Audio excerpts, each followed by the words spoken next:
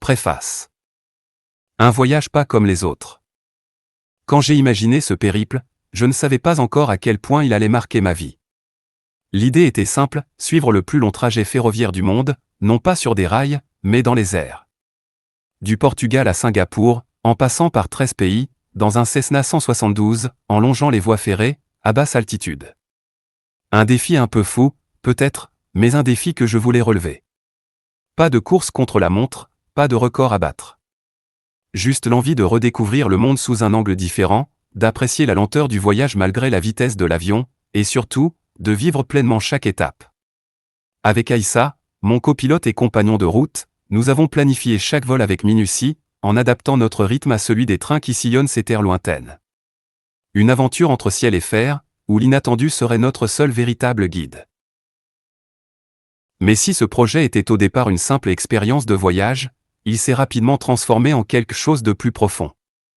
Nous avons croisé des visages marqués par l'histoire, survolé des paysages que seuls quelques privilégiés aperçoivent du ciel, et découvert des secrets que nous n'étions peut-être pas censés voir.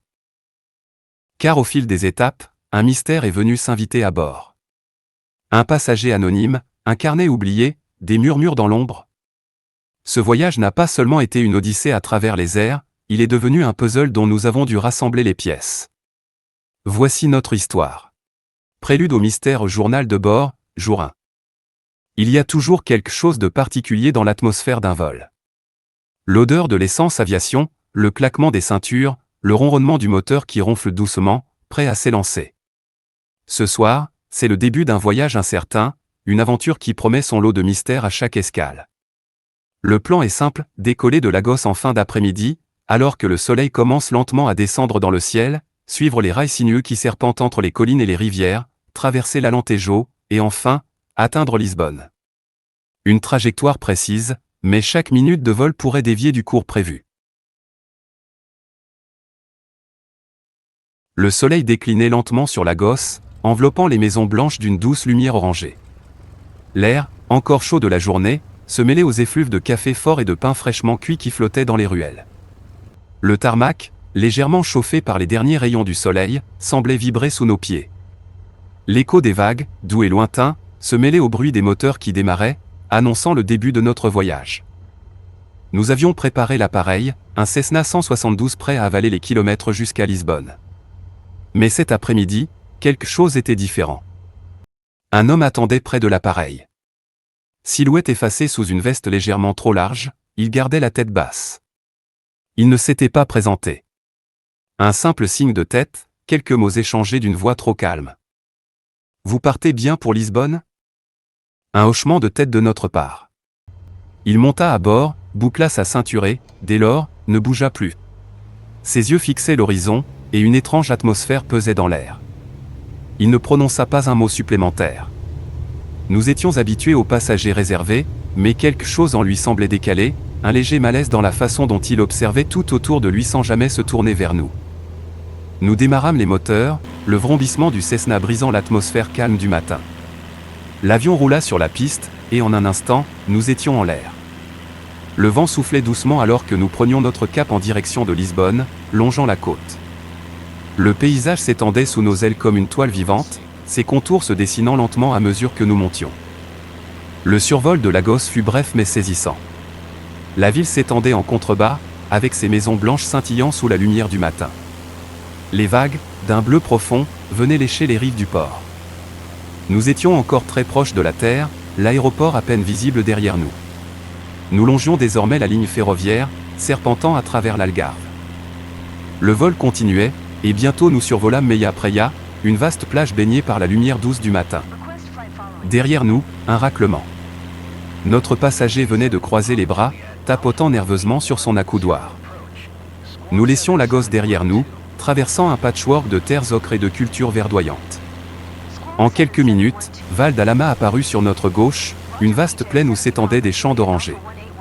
Un réseau de canaux serpentait entre les parcelles, alimentant les cultures.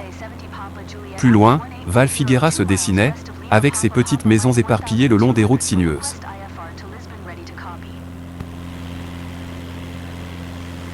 Les oliviers et les figuiers se tenaient comme des témoins silencieux du passé agricole de la région.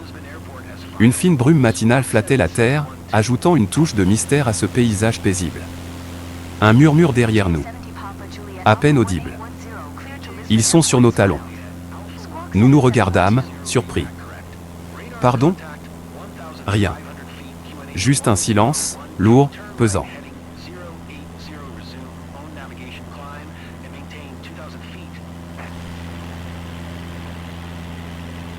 Turn right heading 080, proceed on course climb and maintain 2000 feet PJ 70 Papa Juliet Alpha 1810. PJ 70 Papa. En approchant de Portimao, nous traversions la rivière Arad, qui serpentait dans la vallée, entourée de collines. La ville s'étendait autour du port, avec ses bateaux amarrés et son atmosphère animée. Le bruit des moteurs du Cessna se mêlait au bourdonnement lointain des rues. Nous pouvions distinguer les bâtiments blancs, typiques de la région, et les grandes places du centre-ville. Nous scrutâmes un instant notre passager dans le rétroviseur. Il fixait le sol, ses doigts crispés sur ses manches.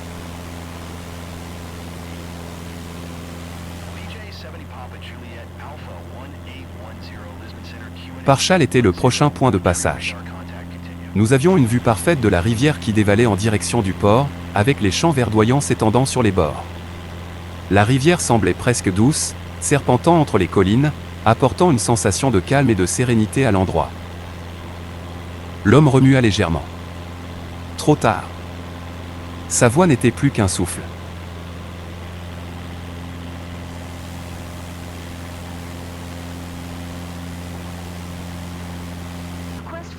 En continuant notre vol, nous arrivâmes près de Estação de Silva, un petit village où les bâtiments étaient parsemés de tuiles rouges et les toits se fondaient dans les collines avoisinantes. La région semblait plus rurale à mesure que nous nous éloignions de la mer, mais les champs agricoles bien entretenus étaient un signe de la vitalité de la région. Nous survolâmes ensuite Vila Fria, un autre petit village avec des champs de légumes cultivés avec soin. En poursuivant notre itinéraire, nous traversâmes Poco Barreto, un village perdu entre les montagnes, où les fermes et les champs semblaient se fondre dans le paysage environnant. À Algoz, les champs se transformaient en terres plus cultivées, avec des exploitations agricoles visibles. Nous virâmes brusquement à 90 degrés vers le nord, en direction de São Bartolomeu de Messine, un village qui se cachait au fond d'une vallée.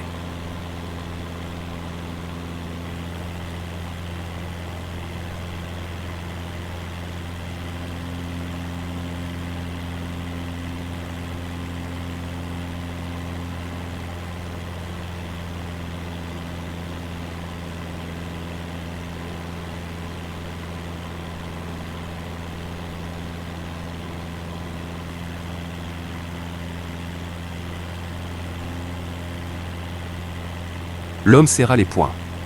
L'homme n'avait pas bougé. Seule sa respiration s'accélérait légèrement.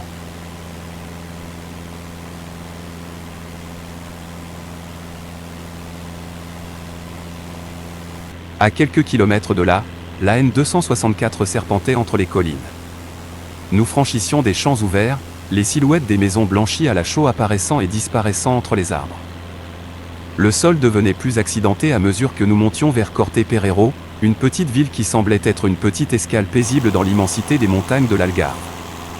Ici, la terre était d'un rouge profond, contrastant avec le vert des forêts environnantes. Monte das Pitas suivait, une colline solitaire avec des vues étendues. Le vent soufflait plus fort ici, apportant une sensation de fraîcheur. En dessous, les champs s'étendaient en grandes vagues, s'enroulant autour des crêtes et des vallées. Nous continuâmes en direction de Silveira, traversant des villages et des terrains accidentés, jusqu'à atteindre São Marcos de Serra. À cet endroit, les montagnes semblaient presque infranchissables. Le paysage était radicalement différent, offrant une vue spectaculaire sur les crêtes qui formaient un mur naturel. Le vol continuait tout droit, passant par des montagnes de plus en plus imposantes jusqu'à Valgro de Cima. Nous traversions des vallées profondes, avec des forêts denses et des ruisseaux qui serpentaient en contrebas. Nous passâmes près de Perra, où les champs se touchaient presque, les lignes d'arbres marquant les limites des terres cultivées. À Viradouro, les routes se rapprochaient, les villes semblant s'amonceler à l'horizon. Puis, Santa Clara avait là apparu en dessous de nous, un lac d'un bleu profond entouré de montagnes. Le contraste entre l'eau calme et les pentes rocheuses semblait irréel. En continuant notre route, nous survolâmes Padrona, un petit village dont les maisons étaient cachées derrière des bosquets d'arbres. À Lusiangar, nous nous rapprochions des montagnes, le terrain devenant de plus en plus aride. Chesa Madriz marquait la fin de notre voyage montagneux, un endroit où les collines semblaient enfin s'aplanir. Plus loin, nous survolions Amoreragar, puis passâmes sur Garvao et Finchera, des villages qui, bien que reculés, offraient une certaine tranquillité. En continuant, Panoya apparut au loin, suivi de Sao Romao de Panoya, un lieu calme où les champs s'étendaient à perte de vue. Nous terminions notre vol en passant par Conquero et Alvalade, avant de survoler Luzal. Mais tout au long de ce voyage, le passager restait étrange, son regard perdu dans l'horizon. Le paysage changeait à chaque minute de vol, et l'avion avançait à une vitesse tranquille, suivant le tracé précis de notre itinéraire.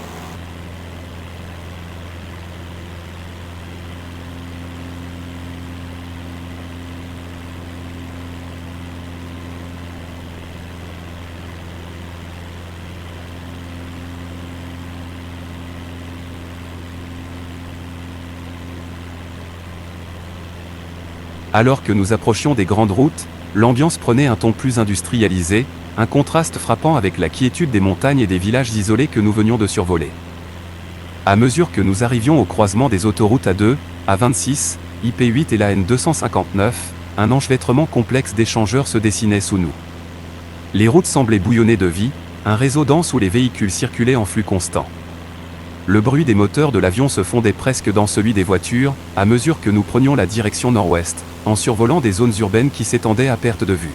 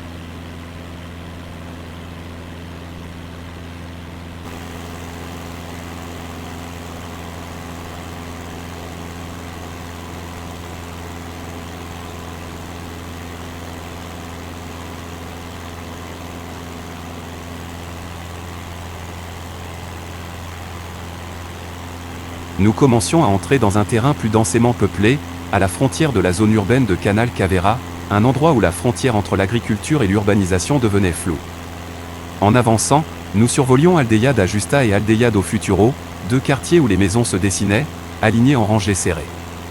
L'atmosphère était différente ici, plus vivante, plus bruyante, alors que l'on approchait des villes plus développées.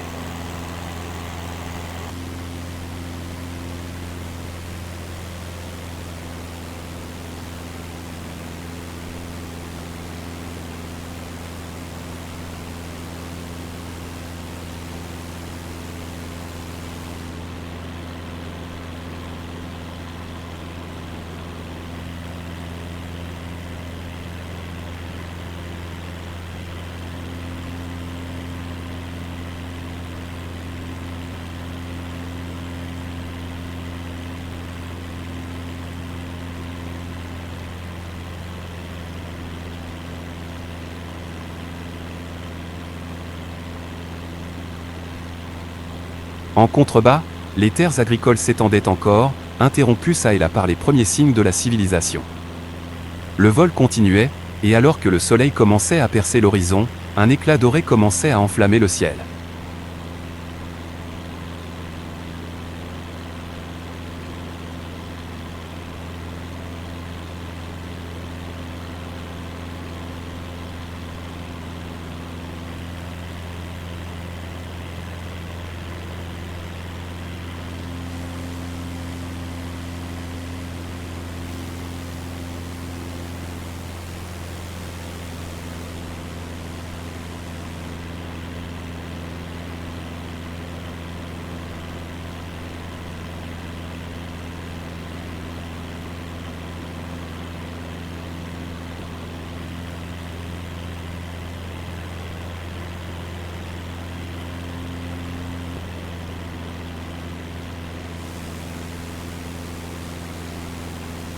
Nous arrivions au pont sur le Sado, un grand ouvrage qui reliait les deux rives de la rivière. La vue était spectaculaire, l'eau paisible du fleuve contrastait avec les terres agricoles environnantes et les zones humides qui commençaient à prendre forme sous les premières lueurs.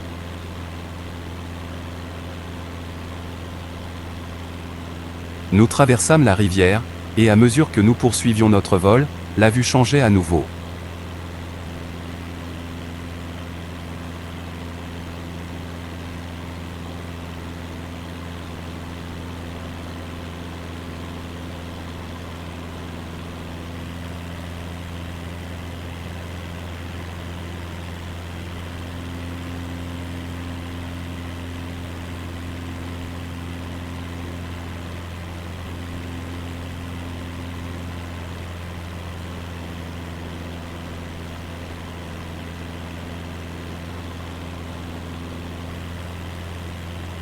Vers Habitasso de Monte Novo se dessinait sous nous, un ensemble de maisons alignées dans un paysage encore largement agricole.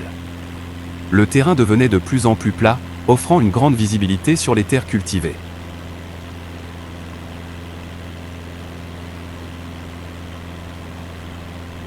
La zone de Zambujal apparaissait ensuite, un petit hameau entouré de champs cultivés.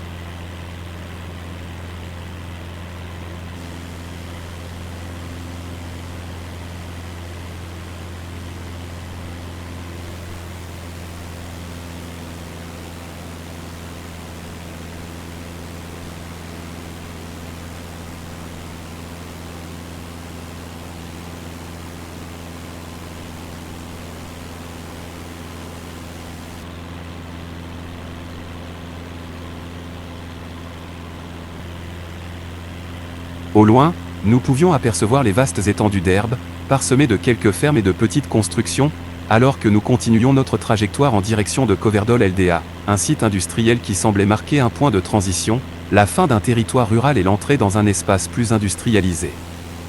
Le terrain devenait de plus en plus urbain à mesure que nous nous rapprochions de Pocerrao. Nous virions brusquement à gauche, traversant la campagne pour atteindre une longue ligne droite qui nous menait directement à Pinal Novo, une localité dont les banlieues s'étendaient à perte de vue.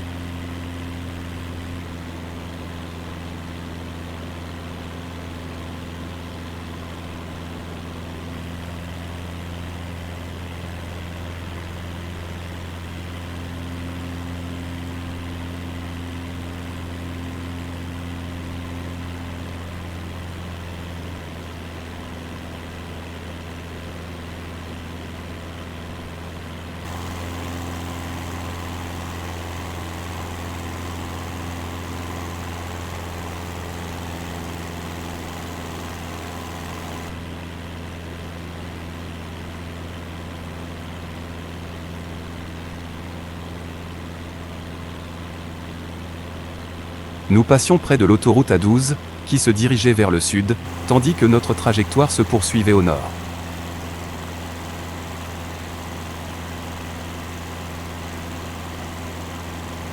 Les zones résidentielles commençaient à se multiplier, les quartiers d'habitation s'épaississant et donnant un aperçu de ce qui allait bientôt devenir l'agglomération de Lisbonne.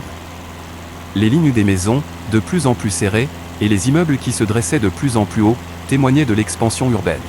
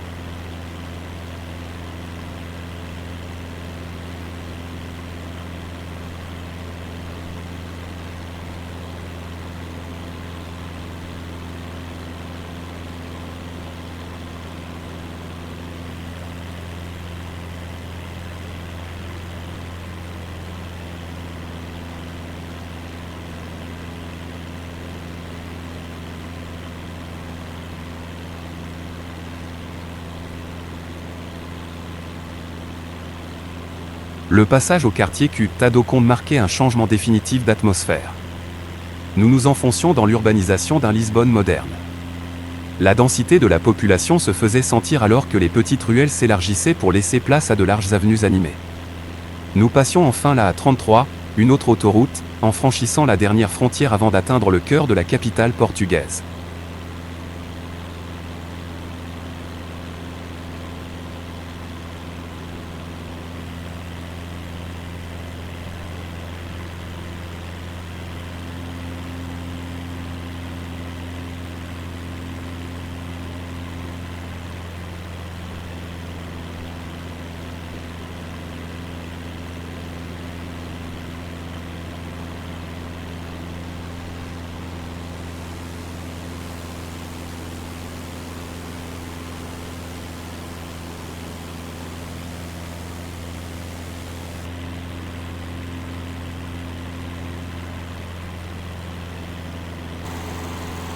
Les derniers instants de vol étaient marqués par la proximité du centre urbain.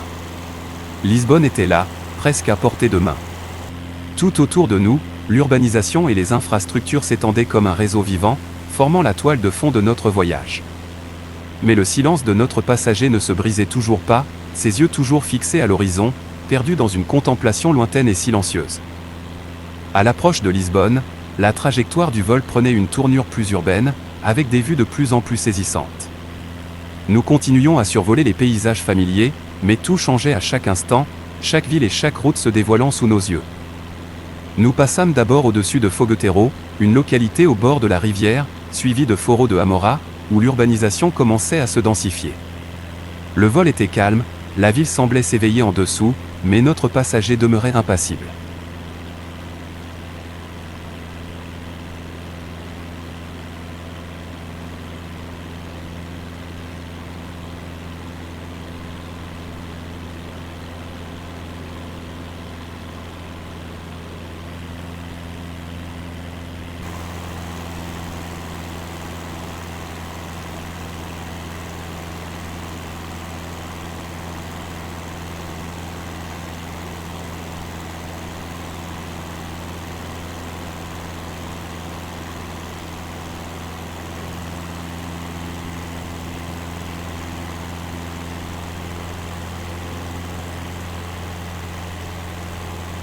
Puis, un dernier virage nous mena à Sobreda, un quartier qui marquait l'entrée dans la zone urbaine de Lisbonne, juste avant de nous aligner sur le pont de la 2, qui traversait majestueusement la rivière.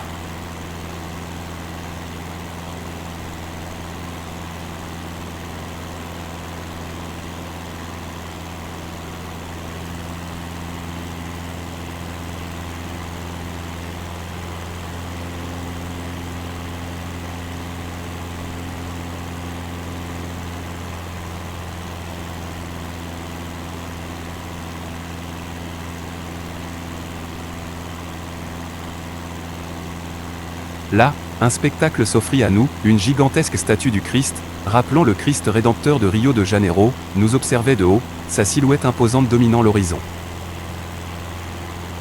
L'homme redressa légèrement la tête. Il murmura, presque fasciné. Lisbonne.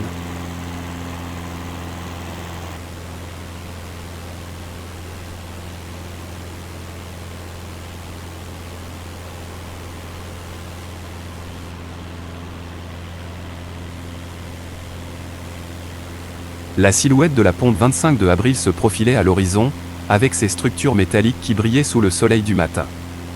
Nous franchîmes le pont, traversant le Tage et poursuivant notre vol, suivant toujours la ligne de chemin de fer qui nous guidait vers la gare de Santa Apollonia, notre destination finale. La ville se déployait sous nous, les bâtiments se resserrant à mesure que nous traversions le cœur de Lisbonne.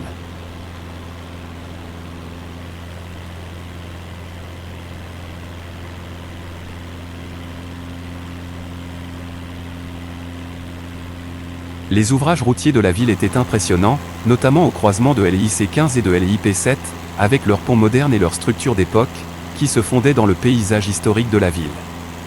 Nous passâmes à proximité de Campolide, et plus loin, l'architecture historique se mêlait à la modernité de la ville.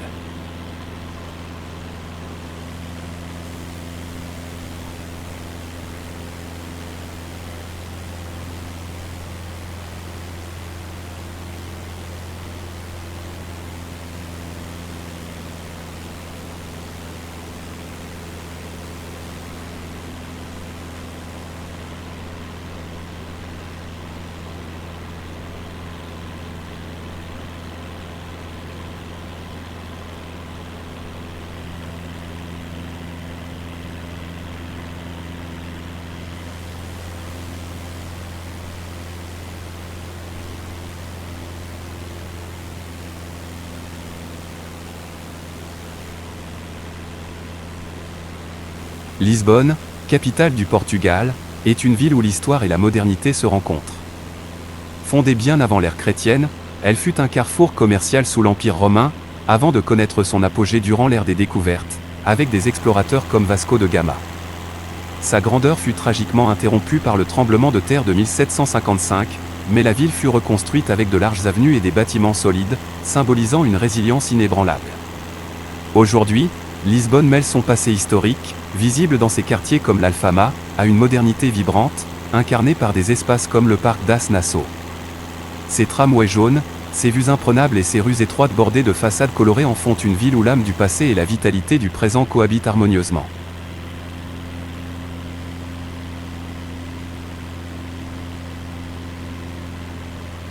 Nous survolâmes Oleia, avec sa silhouette d'immeuble resplendissant sous les rayons du soleil, et plus loin encore, Mae de Deus, avec le Musée national de Azulejo en vue, sa façade ornée des célèbres carreaux de faïence portugais, chaque détail marquant l'identité de Lisbonne.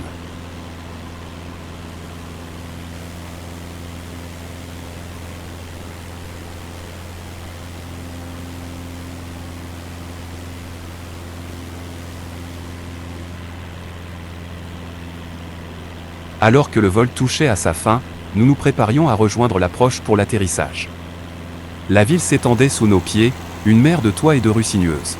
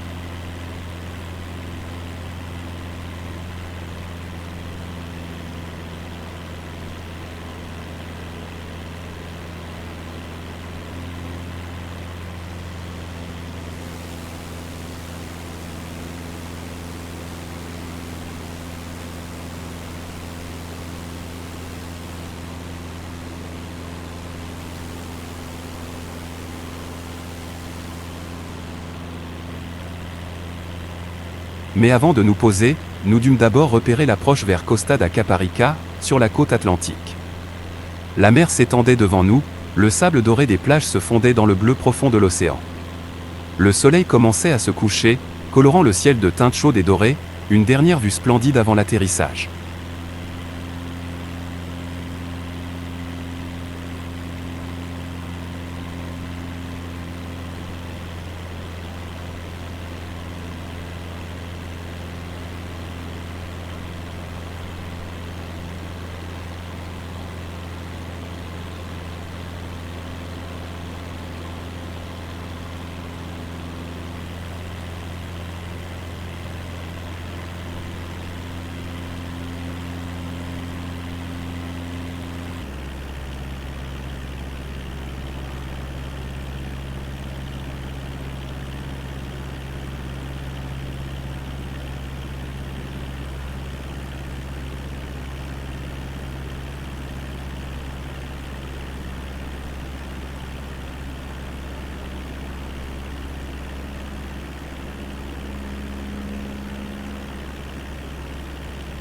Nous entamâmes notre manœuvre d'atterrissage, alignant l'appareil avec la piste, tout en admirant le coucher de soleil qui baignait Lisbonne dans une lumière douce.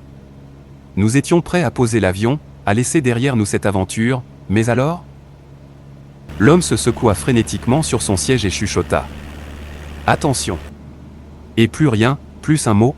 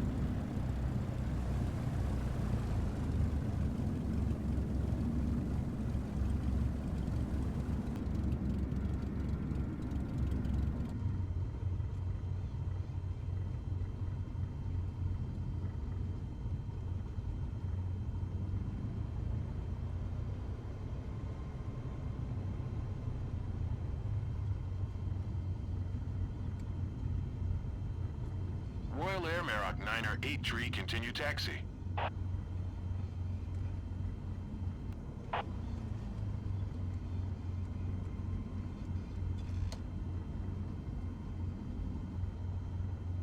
Easy 1466 continue taxi. Easy 1466 hold position caution other traffic. Other traffic. Le vol s'était achevé, le vrombissement des moteurs s'éteignait, et une étrange sensation d'inachevé persistait dans l'air. Nous descendîmes de l'appareil, le dernier rayon du soleil éclairant les toits de Lisbonne. Mais en arrivant près de la porte, ce fut un choc. Son siège était vide. La cabine était silencieuse, à l'exception du souffle léger de l'air. À sa place, sur le cuir du siège, un carnet noir. Nous l'ouvrîmes, intrigués, et nous découvrîmes des notes frénétiques, des gribouillis éparpillés sur des pages froissées, des heures, des chiffres, des lieux inscrits sans ordre apparent. Et une seule phrase, soulignée 3 fois. « Trouvez-moi avant eux ».